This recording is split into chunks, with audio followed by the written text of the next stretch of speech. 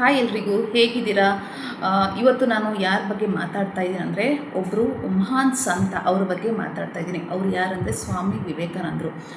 ಸ್ವಾಮಿ ವಿವೇಕಾನಂದರು 1863 ಜನವರಿ 13ರಂದು ಜನಿಸ್ತಾರೆ. ಇವರದ್ದು ಒಳ್ಳೆ educated family ಮತ್ತು ಸ್ವಲ್ಪ ಆರ್ಥಿಕವಾಗಿ ಸಬಲವಾಗಿದ್ದಂಥ ಫ್ಯಾಮಿಲಿ ಕೂಡ ಹೌದು.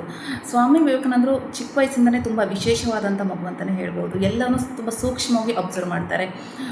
ಮತ್ತು ಆಮೇಲೆ ಏನಾಗುತ್ತೆ ಅಂದರೆ, ಅವರು ರಾಮಕೃಷ್ಣ ಪರಮಹಂಸರ ಬಳಿ ಹೋಗ್ತಾರೆ. ಅವ್ರ ಬಳಿ ಹೋದಾಗ ಅವ್ರು ಶಿಷ್ಯರಾಗ್ತಾರೆ. ಅಲ್ಲಿಂದ ಅವರು ಸಂಪೂರ್ಣ ಚೇಂಜ್ ಆಗ್ತಾರೆ. ಮತ್ತು ಇನ್ನೊಂದ್ಸಲ ಏನಾಗುತ್ತೆ ಅಂದರೆ, 1893 ಸೆಪ್ಟೆಂಬರ್ 13ರಂದು ಅಮೆರಿಕದ ಶಿಕಾಗೋದಲ್ಲಿ ಸರ್ವಧರ್ಮ ಸಮ್ಮೇಳನ ಸಭೆ ನಡೀತದೆ.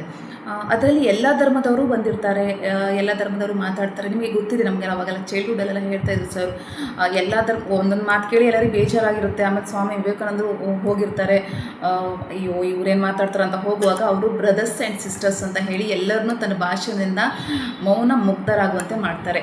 ಅವರು ಏನು ಹೇಳ್ತಾರೆ ಅಂದರೆ, ಬೇರೆ ಧರ್ಮದ ಯಾವೇ ಧರ್ಮವನ್ನು ಟೀಕೆ ಮಾಡದೆ, ಯಾವ ಧರ್ಮದ ಬಗ್ಗೆ ಕೆಟ್ಟದಾಗಿ ಮಾತಾಡದೆ, ತನ್ನ ಧರ್ಮನ ಹೇಗೆ ಪ್ರಪಂಚಕ್ಕೆ ಸಾರಬೇಕಂತ ಹೇಳಿ ಚೆನ್ನಾಗಿ ಗೊತ್ತಿರುತ್ತೆ ಅವರಿಗೆ.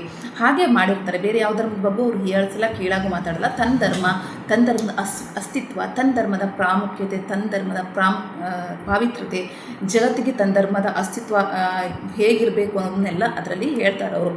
ಮಾರನೇ ದಿನವೇ ಅಮೇರಿಕದ ಎಲ್ಲ ಪತ್ರಿಕೆಯಲ್ಲಿ ವಿವೇಕಾನಂದರ ಬಗ್ಗೆ ಫ್ರಂಟ್ ಪೇಜಲ್ಲಿ ಬರುತ್ತೆ. ಎಷ್ಟು ಗ್ರೇಟ್ ಅಲ್ವಾ? ನಮ್ಮ ಭಾರತದ ಸಂತರೊಬ್ಬರ ಫೋಟೋ ಅಮೇರಿಕದ ಪತ್ರಿಕೆ ಫ್ರಂಟ್ ಪೇಜಲ್ಲಿ ಬರುತ್ತೆ ಅಂದರೆ ನಾವೆಲ್ಲ ಹೆಮ್ಮೆ ಪಡುವಂಥ ವಿಷಯ. ಇಂಡಿಯಾದಲ್ಲೂ ಅವರ ಫೋಟೋಸು ಸಾಕಷ್ಟು ಪೇಪರಲ್ಲಿ ಬರುತ್ತೆ. ಆಮೇಲೆ ಅದ್ದೂರಿ ಸ್ವಾಗತ ಕೂಡ ಅವರಿಗೆ ಸಿಗುತ್ತೆ. ನಾವೆಲ್ಲ ಕಾಲೇಜಿಗೆ ಹೋಗುವಾಗ ಸ್ಕಿಟ್ಟು ಅದಿದು ಅಂತ ಹೇಳ್ಕೊಂಡು ಚಿಕ್ಕ ಬುಕ್ ಕೊಡ್ತಾಯಿದ್ರು. ನನ್ನ ಹತ್ರ ಈ ಬುಕ್ ಸ್ವಾಮಿ ವಿವೇಕಾನಂದರ ಬಗ್ಗೆ ಬುಕ್ಕು ಇನ್ನೂ ಹಾಗೆ ನಾನು ಸೇಫಾಗಿಟ್ಟಿದ್ದೀನಿ. ಇವತ್ತಿನ ಮಕ್ಕಳು ಸ್ವಾಮಿ ವಿವೇಕಾನಂದರ ಬಗ್ಗೆ ತಿಳ್ಕೊಳ್ಳೋ ಸಾಕಷ್ಟು ಇದೆ. ಇವತ್ತಿನ ಮಕ್ಕಳ ಪಠ್ಯಪುಸ್ತಕದಲ್ಲೂ ಇದು ಆ್ಯಡ್ ಮಾಡಬೇಕಂತ ಹೇಳಿದರೆ ತಪ್ಪಾಗಲಾರ್ದು. ಯಾಕಂದರೆ ಅವರ ಆದರ್ಶ, ಅವರ ನುಡಿಮುತ್ತುಗಳು ನಮ್ಮ ಈ ಸಮಾಜಕ್ಕೆ ಕೊಟ್ಟಿರೋ ದೊಡ್ಡ ಕೊಡುಗೆ. ಅದನ್ನು ಮಕ್ಕಳು ತಮ್ಮ ಜೀವನದಲ್ಲಿ ಅಳವಡಿಸ್ಕೊಂಡ್ರೆ ಸ್ವಲ್ಪ ಅವರು ಆದರ್ಶನ ಪಾಲಿಸ್ತಾರೆ ಅಂತಲೇ ಹೇಳ್ಬೋದು. ಸ್ವಾಮಿ ವಿವೇಕಾನಂದರ ಬಗ್ಗೆ ಒಂದು ಅರ್ಧ ಗಂಟೆನೋ 1 ಗಂಟೆನೋ 2 ಅವರು 3 ಅವರು ಹೇಳಿದ್ರೆ ಸಾಕಾಗಲ್ಲ.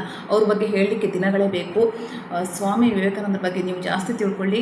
ಅವರೊಂದು ಮಾತು ಹೇಳ್ತಾರೆ, ಅದೇನೆಂದರೆ, ಏಳಿ ಎದ್ದೇಳಿ ಯುವಕರೇ, ಗುರಿ ಮುಟ್ಟುವ ತನಕ ನಿಲ್ಲದಿರಿ. ಇಂದಿನ ಯುವಕರಿಗೆ ಈ ಸಂದೇಶ ತುಂಬ ಬೇಕಾಗುತ್ತೆ. ಸ್ವಾಮಿ ವಿವೇಕಾನಂದರ ಬಗ್ಗೆ ಇನ್ನೂ ಜಾಸ್ತಿ ತಿಳ್ಕೊಳ್ಳಿ. ನನ್ನ ಈ ವಿಡಿಯೋ ಇಷ್ಟ ಆಗಿದ್ರೆ ನನ್ನ ಚಾನಲ್ನ ಸಬ್ಸ್ಕ್ರೈಬ್ ಮಾಡಿ. ನಿಮ್ಮ ಸಪೋರ್ಟ್ ನನಗೆ ಬೇಕಾಗುತ್ತೆ. Thank you. ಸ್ವಾಮಿ ವಿವೇಕಾನಂದರು ಈ ಹೆಸರು ಯಾರಿಗೆ ತಾನೇ ಗೊತ್ತಿಲ್ಲ ಹೇಳಿ? ಯಾಕಂದರೆ ಈ ಹೆಸರು ವಿಶ್ವದ ಎಲ್ರಿಗೂ ಗೊತ್ತಿರುವಂಥದ್ದೇ. ಜಗತ್ತಿನ ಮಹಾನ್ ಸಂತರಂದರೆ ಸ್ವಾಮಿ ವಿವೇಕಾನಂದರು. ಇವ್ರನ್ನ ತುಂಬ ಜನ ಫಾಲೋ ಮಾಡ್ತಾರೆ. ದೊಡ್ಡ ಅತಿರಥ ಮಹಾರಾತ್ರೆ ಫಾಲೋ ಮಾಡ್ತಾರೆ.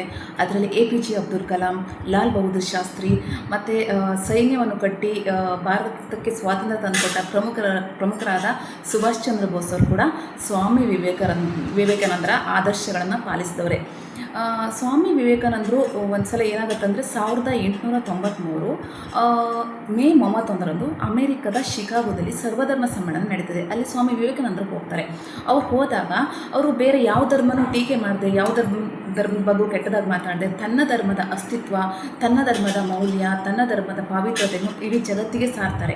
ಮಾರನೇ ದಿನ ಅಮೇರಿಕದ ಎಲ್ಲ ಪತ್ರಿಕೆಗಳಲ್ಲೂ ಸ್ವಾಮಿ ವಿವೇಕಾನಂದರ ಫೋಟೋ ಬರುತ್ತೆ. ಅಮೇರಿಕದಲ್ಲಿ ತುಂಬ ಫೇಮಸ್ ಆಗ್ತಾರೆ ಅವರು. ಆಮೇಲೆ ಇಂಡಿಯಾಕ್ಕೂ ಬರ್ತಾರೆ. ಇಂಡಿಯಾದಲ್ಲಿ ಭರ್ಜರಿ ಸ್ವಾಗತ ಸಿಗುತ್ತೆ. ಇಂಡಿಯಾದಲ್ಲೂ ಎಲ್ಲ ಪತ್ರಿಕೆಯಲ್ಲಿ ಬರುತ್ತೆ. ಸ್ಟಾರ್ಟಿಂಗಲ್ಲಿ ಕೆಲವೊಂದು ಜನ ಅವ್ರನ್ನ ವಿರೋಧಿಸ್ತಾ ಇರ್ತಾರೆ. ಆಮೇಲೆ ಅದೇ ಜನ ಅವ್ರನ್ನ ಒಪ್ಕೋತಾರೆ. ಅವ್ರ ಬಗ್ಗೆ ಎಷ್ಟು ಹೇಳಿದರೂ ಸಾಲಲ್ಲ. ಇವತ್ತಿನ ಮಕ್ಕಳಿಗೆ ಕೂಡ ಸ್ವಾಮಿ ವಿವೇಕಾನಂದರ ಬಗ್ಗೆ ಪಠ್ಯಪುಸ್ತಕದಲ್ಲಿ ಬರಲೇಬೇಕು, ತಿಳಿಸ್ಕೊಡ್ಲೇಬೇಕು. ನಾವೆಲ್ಲ ಕಾಲೇಜಿಗೆ ಹೋಗುವಾಗ ಸ್ಕಿಟ್ ಥರ ಮಾಡಿ ಬುಕ್ಕೆಲ್ಲ ಕೊಡ್ತಾಯಿದ್ರು, ಅದನ್ನೆಲ್ಲ ಓದ್ತಾ ಇದ್ವಿ. ಇವಾಗಲೂ ಇದೆ ಆ ಬುಕ್ಸ್ ನನ್ನ ಹತ್ರ. ಆದಷ್ಟು ಇವಾಗಿನ ಮಕ್ಕಳು ಸ್ವಾಮಿ ವಿವೇಕಾನಂದರಿಂದ ಕಲಿಯೋದು ತುಂಬ ಇದೆ. ಯಾಕಂದರೆ ಅವರೊಬ್ಬರು ಆದರ್ಶ ವ್ಯಕ್ತಿ, ಆದರ್ಶ ಪುರುಷ. ಅವರು ಹೇಳ್ತಾರೆ, ಏರಿ ಎದ್ದೇಳಿ, ಗುರಿ ಮುಟ್ಟುವ ತನಕ ನಿಲ್ಲದಿರಿ ಅಂತ ಹೇಳ್ತಾರೆ. ಇಂದಿನ ಯುವಕರಿಗೆ ಈ ಸಂದೇಶ ಬೇಕೇ ಬೇಕಾಗುತ್ತೆ. ಸ್ವಾಮಿ ವಿವೇಕಾನಂದರ ಬಗ್ಗೆ ಇನ್ನೂ ನೀವು ಜಾಸ್ತಿ ತಿಳ್ಕೊಳ್ಳಿ. Thank you.